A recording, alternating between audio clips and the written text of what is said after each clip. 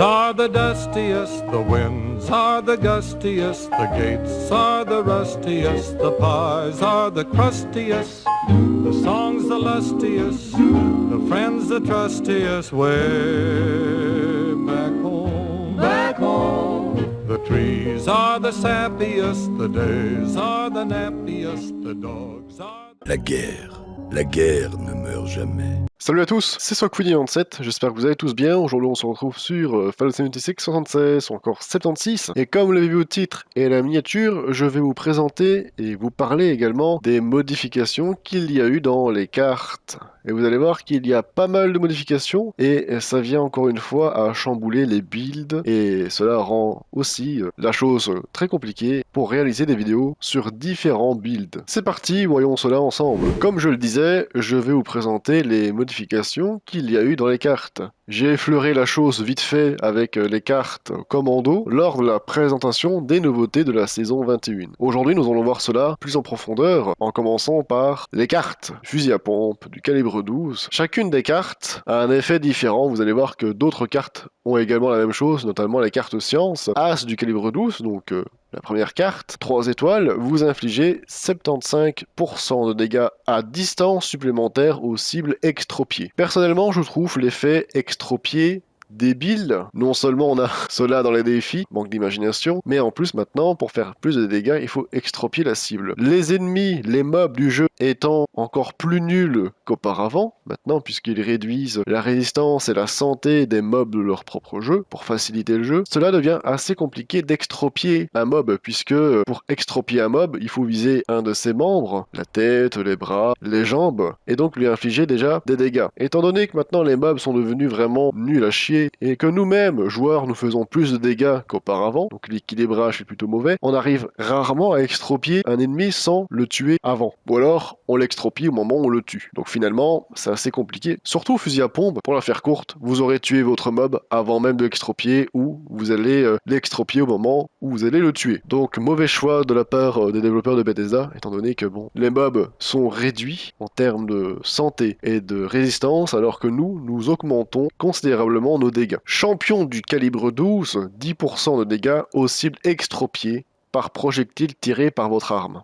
Encore une fois, on parle de fusil à pompe, c'est assez fort quand même. Comme je le disais, pour avoir ces effets qui fonctionnent, il faut que l'ennemi soit extropié généralement. Et ben écoutez, l'ennemi est déjà mort. Sauf si c'est vraiment un ennemi costaud, du style Behemoth, Sulfurie, Reine Fangeux. Et répandre l'amour, les armes tirant 3 projectiles ou plus gagnent 30% de portée supplémentaire. Bon, pourquoi pas du coup.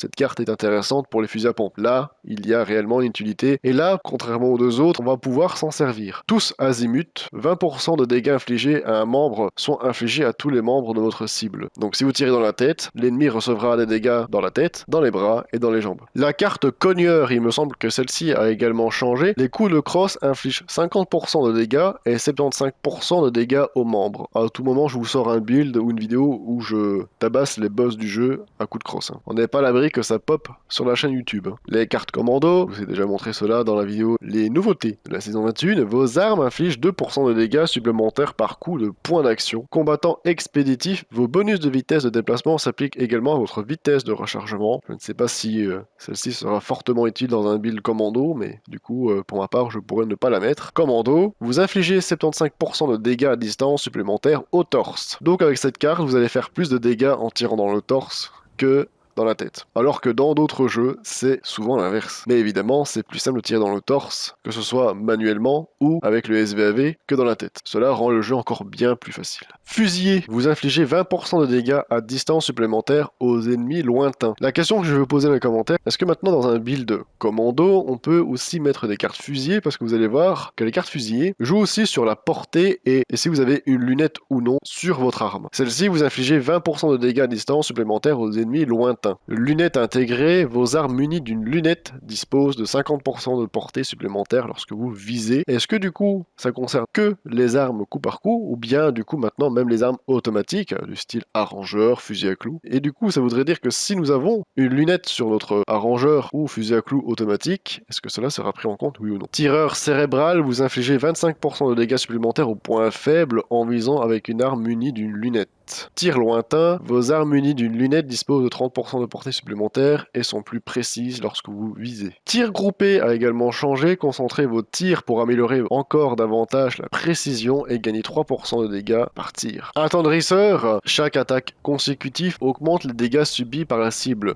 Encore une fois, une carte similaire à l'effet Furie. Et la carte que beaucoup de joueurs du coup apprécient maintenant, surtout ceux qui sont pas capables de gérer leur propre inventaire et qui sont constamment surpoids, vous pouvez effectuer un voyage rapide en étant surchargé pour un prix plus élevé. Ça rend le jeu encore bien plus facile.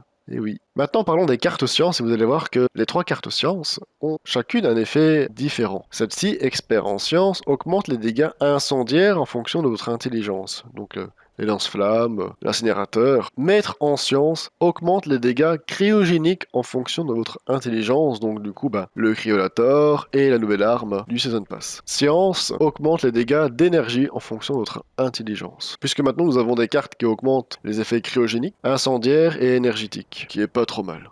Adrénaline qui passe de 5 à 2. Ça franchement c'est vraiment pas mal, parce que du coup on gagne de la place. Plus 10% de dégâts par victime pendant que vous avez une série de victimes. Déviance, plus 5% de chance d'esquive. Esquiver coûte désormais des PA, points d'action, et n'a plus de temps de recharge. Voyage léger, vos points d'action se régénèrent plus rapidement lorsque vous n'êtes pas encombré, donc si vous n'êtes pas en surcharge. C'est pas mal ça aussi. Voilà donc pour les modifications qui ont été apportées sur les cartes lors de la sortie de la saison 21. N'hésitez pas dans les commentaires à me dire si vous désirez que je fasse des vidéos build, même si ça devient quand même assez compliqué de faire des vidéos build, puisqu'à chaque fois qu'il y a une nouvelle saison, des cartes changent, donc on n'est pas à l'abri que si je vous sors des vidéos build, et bien ceci soit obsolète lors de la saison 22 par exemple. Il faudrait que Bethesda se décide à changer les cartes une bonne fois pour toutes, au lieu de faire cela saison par saison, parce que ça devient quand même assez gênant. Bref, dans les commentaires, dites-moi si vous voulez des vidéos build, et quelles cartes maintenant vous préférez, ou que vous avez incorporé dans votre build depuis les modifications. Likez, commentez pour que je puisse avoir vos avis. Dans la description, vous retrouverez l'abri 97. Vous êtes tous et toutes les bienvenus dans cet abri, dont la porte est grande ouverte à l'entraide, au libre-échange, et si vous désirez simplement aussi chercher d'autres survivants pour parcourir les Appalaches. Vous retrouverez également ma chaîne Twitch, je suis en stream quasiment tous les soirs, sur un programme assez fourni. Ma chaîne Kick, réservée à Fallout 76. Ma chaîne secondaire, pour les rediffusions, abonnez-vous à ma chaîne YouTube si cela n'est toujours pas fait. Et comme d'habitude, il me reste plus qu'à vous dire, bye tout le monde.